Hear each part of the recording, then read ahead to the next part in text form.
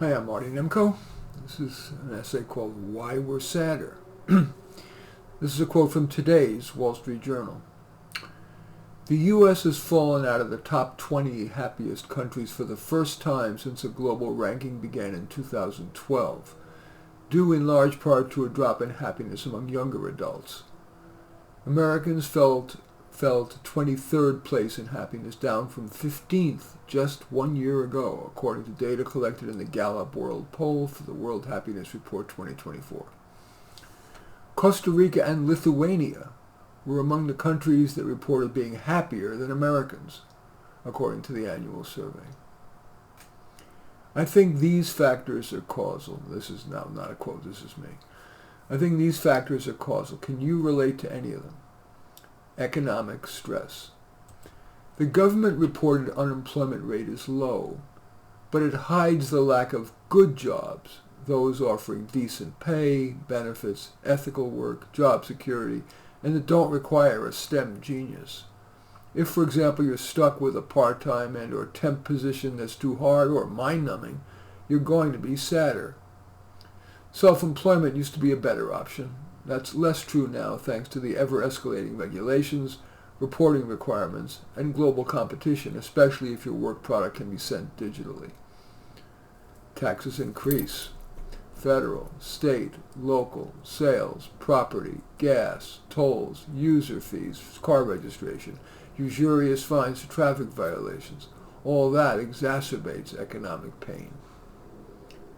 Degrees, college degrees, graduate degrees, used to be a temporizer. Wait until the job market improves while boosting your skills and credentials. Alas, degree proliferation has made employers yawn, even at most graduate degrees. The piece of paper is ever less worth the years of too often boring or irrelevant courses, and the often head-shaking cost, even after financial aid. That, of course, saddens people. Relationships. For a long time now, half of marriages end in divorce, with many of the remaining couples just schlepping along. But in recent years, there's an additional source of sadness. Women's empowerment too often replaces nurturing with badass, what many men perceive as a double standard, women expecting their flaws to be accepted while seething at men's parallel failings. Parenthood. Being a parent has always been expensive and restricting freedom for at least 18 years.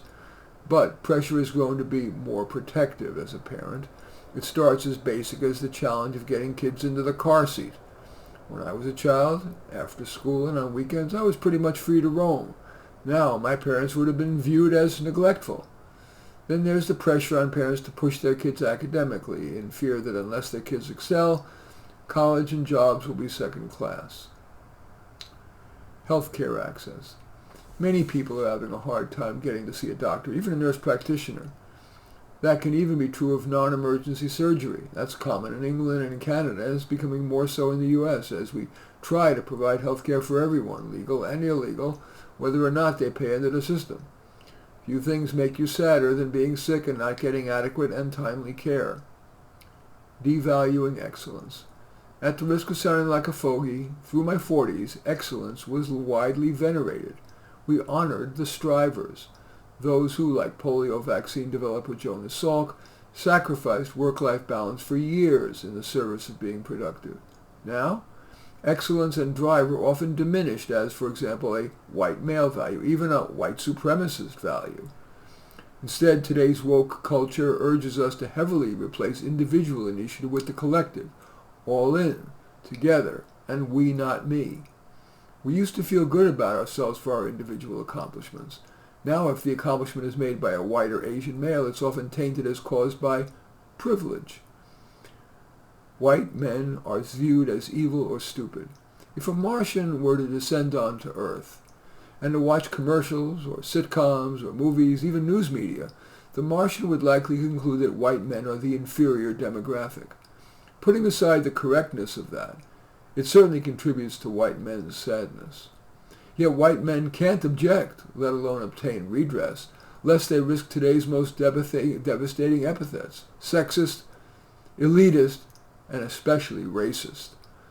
So countless white, and to an extent Asian men, suffer those attacks in silence, as well as in response to other attacks, for example, reverse discrimination in college admission, graduate admission, employment, and in winning government contracts. To speak up in the workplace risks ostracism, or worse, what I call the 3 C's: censure, censor, and cancel. Being forced to suppress such concerns is not a formula for increasing happiness. Who can you trust? I grew up in the age when we felt we could trust journalists, with CBS's Walter Cronkite the model, no heavy finger on the scale, just reporting the full range of benevolently derived ideas. Those traditional journalists recognized that not all wisdom resides on the left. Today, journalism schools actually encourage leftist activist journalism. It's not surprising that the public ranks journalists near the bottom of professions in trustworthiness alongside lawyers and car salesmen. We could never really trust politicians, but felt we could, for example, John F. Kennedy. Today, it's hard to accept that Joe Biden and Donald Trump are the best people to be president of the most powerful nation on earth. Lack of authenticity. Most people have a veneer of niceness. They'll say hi or open a door, hold the door open. But when expedient, and especially if they think they can get away with it, I've noted an increase in people who backstab or otherwise take care of number one at the expense of others. People seem more on their guard. Particularly dispiriting is the hypocrisy. Politicians, activists, and professors urge redistributing yet more to the poor, yet I haven't heard of any of them who let a bunch of poor people live in their home for free. Appearance. If the San Francisco Bay Area, where I live, continues to be a bellwether for the nation, the ubiquity of loose-fitting black and gray clothes, no makeup, no-nonsense hair, and no-nonsense game-face expression doesn't bode well for our gross national happiness. Crime metastasizing into middle-class areas.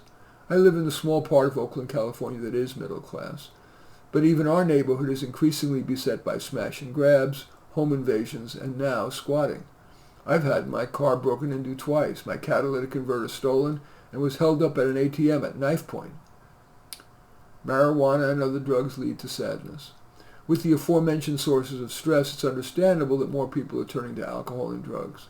Of course, marijuana's legalization has made that easier, despite the now mountainous evidence that marijuana is far more dangerous than its advocates claim. Everything from cancer to early heart disease, mental illness to, of course, car accidents. Since legalization, the percentage of accidents in which the driver was high on pot has jumped.